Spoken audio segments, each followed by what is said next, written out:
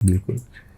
મારે હવે એ જાણવું છે, થોડું ફ્લેશબેકમાં જઈએ. તમે આપણી વાતથી એ પ્રમાણે તમે કીધું કે મારા ફાધર કે મને વંશમાંથી આ તમામ વસ્તુ જી જી જી. તમે આપણી વાતથી તમે કીધું હું બીજામાં કે ત્રીજામાં ભણતો હતો ત્યારથી. તો અભ્યાસ અને તમારું આ શોખ કહો કે તમારું આ આદત કહો કે તમને વંશમાં મળેલું આ પરંપરા કહો, એને બેલેન્સ કરવાનું કઈ રીતે પ્રયત્ન થતો? કારણ કે અઘરું છે બંને વસ્તુ બેલેન્સ કરવી. એમ જી જી જી.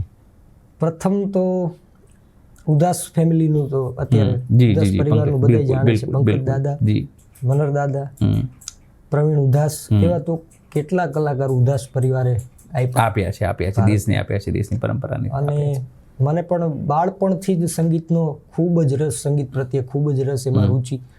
અને મારા પપ્પા પહેલાં ખૂબ સારા ભજનીક હતા અને પૂજ્ય નારાયણ સ્વામી બાપુ વારે અંદાજિક મારા ખ્યાલ મુજબ 25 કે 30 વર્ષ જેટલા નારાયણ બાપુ સાથે રહ્યા એ સફરમાં, ભજનની સફરમાં.